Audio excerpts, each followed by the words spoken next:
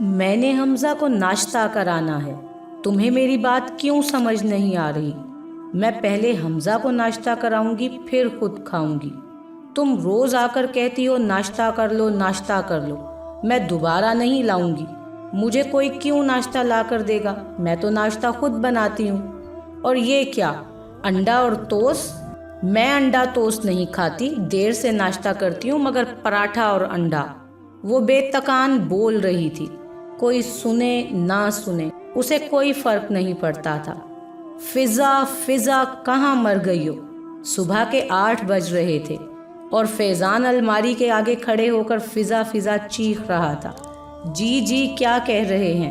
فضا کچن سے بھاگتے ہوئے آئی۔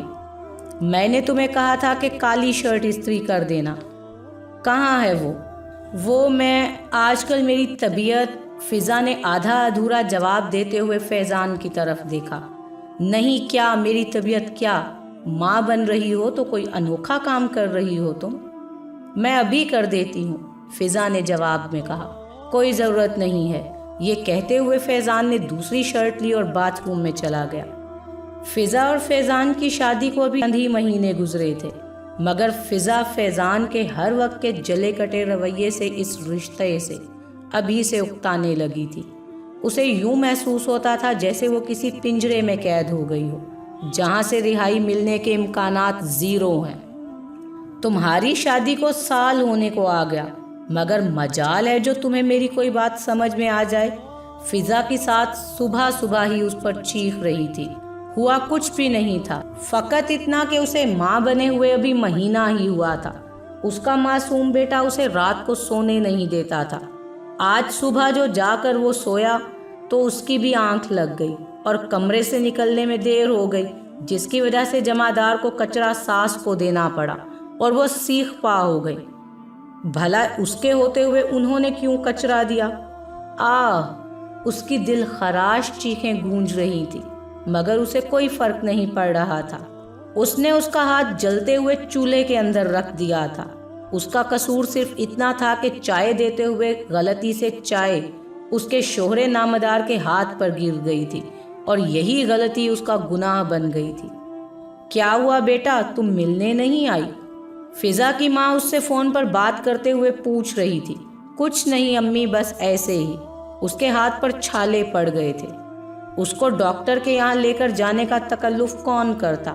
گھر کی پرانی دواؤں سے برنول ملی اور ٹوتھ پیسٹ کا سہارا لے کر وہ اپنے جلے ہاتھ کو آرام پہنچانے کی کوشش کر رہی تھی، اور اب کچھ آرام آیا تھا، اس لیے فون پر جواب دے رہی تھی، جسے وہ فیضان سے چھپا کر رکھتی، کبھی کہیں اور کبھی کہیں۔ اور جب کبھی اس کی ساس آس پڑوس میں جاتی اور منا سو جاتا تو چھپ کر اپنی اماں سے بات کرتی۔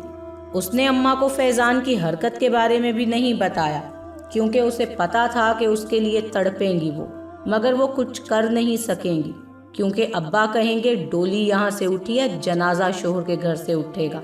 ایسے معاملے میں اس کی ماں بھی بے بس تھی اور وہ بھی۔ خون تھا یا خون کا فوارہ جو اس کے اندر سے رس رہا تھا؟ وہ آج کل پھر امید سے تھی، مگر گھر کے سارے کاموں کا بار اسی کے سر پر تھا۔ منا زیادہ رونے لگتا تو وہ اس کو چوسنی لگا دیتی اور کاموں میں لگ جاتی۔ جب فارغ ہوتی تو جا کر مننے کو دیکھتی، وہ بیچارہ تھک کر آنکھیں موند چکا ہوتا۔ زبردستی اسے دودھ پلاتی نہلاتی، کیونکہ وہ اسے سوتا نہیں چھوڑ سکتی تھی، ورنہ وہ بیچارہ گندا اور بھوکا رہ جاتا۔ آج بھی وہ اسی طرح مصروف تھی کہ گیلے فرش پر اس کا پاؤں پھسلا، اور جس کا ڈر تھا وہی ہوا۔ اس کا بچہ ضائع ہو گیا۔ اس کے گرنے کی آواز سن کر بھی کوئی آس پاس نہیں بھٹکا تھا۔ اس نے اپنے اندر قوت جمع کی اور خود کو کھینچتے ہوئے کمرے میں لائی۔ اپنی ماں کو فون کیا جو فوراً پہنچی۔ اے بیت، تمہیں کیسے خبر ہو گئی بیٹی کے گرنے کی؟ ساس نے دیکھا تو لڑنے کو کھڑی ہو گئی۔ دیکھیے، میں اس کو ہسپتال لے کر جا رہی ہوں، اسے علاج کی فوری ضرورت ہے، اور اگر نہ جانے دوں تو؟ اس کی ساس نے کہا، ٹھیک ہے، پھر میں چیخ چیخ کر محلہ اکٹھا کرتی ہوں اور دکھاتی ہوں آپ کی اصلیت۔ یہ دھمکی اس کی ماں کی کارگر ثابت ہوئی۔ ہاں لے جاؤ، تم کو کون سا رکھنا ہے، یہیں واپس ہی آنا ہے۔ یہ کہتے ہوئے وہ اپنے کمرے میں چلی گئی، اور انہوں نے بھی ٹھیک ہے दवा दारू के बाद वो उसे वापस ले आई। थप्पड़ मारना 10 और इसे गिनना 1 तो उसकी आदत थी। शादी के बाद तो वो ये भी भूल गई थी कि फैजान से वो कितने थप्पड़ खा चुकी है, और अभी भी वो उसके गाल लाल करके गया था, सिर्फ इस बात पर कि पराठे पर घी कम था, और सूखा पराठा खाना उसकी तौहीन थी। घी कम होने में उसका कोई कसूर नहीं था। महीने के आखिर में राशन की यही हालत होती थी, मगर उसको तो बस उस पर हाथ उठाने का मौका चाहिए था। इसके स्कूल में दाखिले की उम्र हो गई है, इसका दाखिला करा दे। फिजा ने जब फैजान से कहा तो जवाब आया कि मैं क्या करूं, अगर इसकी स्कूल जाने की उम्र हो गई है, खुद करा दो ना जाकर दाखिला। मगर पैसे तो आप ही देंगे ना, मेरे पास इन आलतू फालतू स्कूलों में देने के लिए पैसे नहीं हैं, किसी मदरसे में दाखिल करवा दो। अगर मैं मोहल्ला के बच्चों को ट्यूशन पढ़ा दूं तो? फिजा ने हिम्मत करके कहा। घर में आता हुआ पैसा किसे बुरा लगता है, इसलिए उसे भी इजाज़त मिल गई और बच्चे उसके पास पढ़ने आने लगे। अम्मी, मुझे आपको एक बात बतानी है। रानिया पड़ोस में रहती थी और उसे फिजा के पास ट्यूशन पढ़ने आते हुए चंद ही दिन हुए थे। आज वो ट्यूशन से जल्दी भी वापस आ गई थी, जिस पर उसकी माँ हैरान थी, मगर उसने उनकी खुद ही मदद कर दी। हाँ बताओ अम्मी, टीचर बहुत अजीब हैं, बैठे बैठे खुद से बातें करने लगती हैं। उनका बेटा रो रहा होता है मगर वो उसे चुप करवाने की कोशिश नहीं करती, और आज तो बहुत ही अजीब हरकत की उन्होंने। कभी वो अपने हाथों पर, कभी मुंह पर हाथ फेर रही थी। मैं तो उन्हें बताए बगैर आ गई। ये बातें सुनकर रजिया भी डर गई और उसने रानिया को ट्यूशन पढ़ने भेजना बंद कर दिया। मुझे फीस के लिए पैसे चाहिए, फिजा ने फैजान से कहा। क्यों, बड़ा शौक चढ़ा था ना ट्यूशन पढ़ाने का, कहाँ गए बच्चे? अब कोई पढ़ने नहीं आ रहा, तुमसे कोई पढ़ने आएगा भी नहीं। अम्मा भी कह रही थी तुम्हें दौरे पड़ने लगे हैं, पागल हो गई हो तुम, पागल खाने में दाखिल करवाने की ज़रूरत है तुम्हें, कहीं तुम्हारा असर मेरे बच्चे पर भी ना पड़ जाए।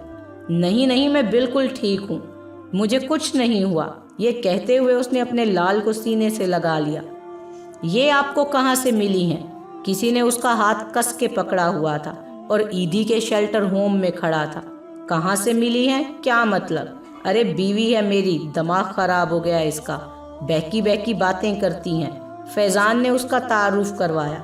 अगर आपकी बीवी है तो इसका इलाज कराएं, यहाँ क्यों लेकर आए हैं? ओ भाई, मैं जितने में इसका इलाज कराऊंगा इतने में दूसरी बीवी ले आऊंगा। उसने एक सही दिमागी हालत वाली लड़की को मुसलसल ज़हनी और जिस्मानी तशद्दुद से ज़हनी तौर पर बीमार कर दिया था, और आज बगैर किसी शर्मिंदगी के खड़ा हुआ था। हमारे मुआशरे में अक्सर ज़हनी माजूर दूसरों को ज़हनी माजूर कर देते हैं, मगर उन ज़हनी माजूरों को कोई नहीं पूछता, बल्कि वो आज़ादाना घूमते हैं, और जिन पर तशद्दुद होता है उनकी मदद करने की बजाय कहा जाता है तुम्हारा जनाजा शोहर के घर से उठेगा। हत्ता के जनाजा नहीं उठता, बल्कि एक जिंदा लाश पागल खाने में बैठकर अपने हमजा को याद करती है, और उसको अपने इर्द गिर्द का एहसास तक नहीं होता, और जिन्होंने उसको उस हाल में पहुंचाया होता है वो अयाशी कर रहे होते हैं। माँ बाप भी फातिहा पढ़ लेते हैं, और जिन्होंने ये हरकत की होती है वो तो सबसे पहले पढ़ते हैं शर्मिंदा हुए बगैर। और कितनी फिजा पागल होंगी इस दौर में। खुदारा अपनी बेटियों के लिए पीछे लौटने के लिए जगह छोड़ें। अलमिया वक्त है ये कि माँ बाप इस डर से मुंह मोड़ लेते हैं कि मुआशरा एक शादीशुदा बेटी को मैके में देखकर उनकी तरबियत पर ही नहीं, बेटी के किरदार पर भी सवाल उठाएगा कि आखिर ऐसा कौन सा ऐब था जो बेटी का घर ना बस सका। मगर वो ये भूल जाते हैं कि उनकी फूल सी बच्ची का क्या कसूर है, जिसको फैजान जैसे ज़हनी मरीजों के हवाले करते वक्त पीछे लौटने के सब दरवाजे बंद कर दिए जाएं। जभी तो ससुराल वाले भी शेर बनते हैं, जानते हैं कि माँ बाप अपनी इज्जत का भरम रखने के लिए कुछ नहीं बोलेंगे। यहाँ सवाल सिर्फ ये है कि और कितनी फिजा अपने मैके का भरम रखने के लिए पागल होंगी, और कितने फैजान उन पर जुल्म के पहाड़ तोड़ेंगे, और कब थकेंगे इन जुल्म के पहाड़ों को तोड़ने से। آخر کب بنت حوا کو اس کا اصل مقام دیا جائے گا؟ آخر کب؟ آخر کب؟ سوچئے ذرا۔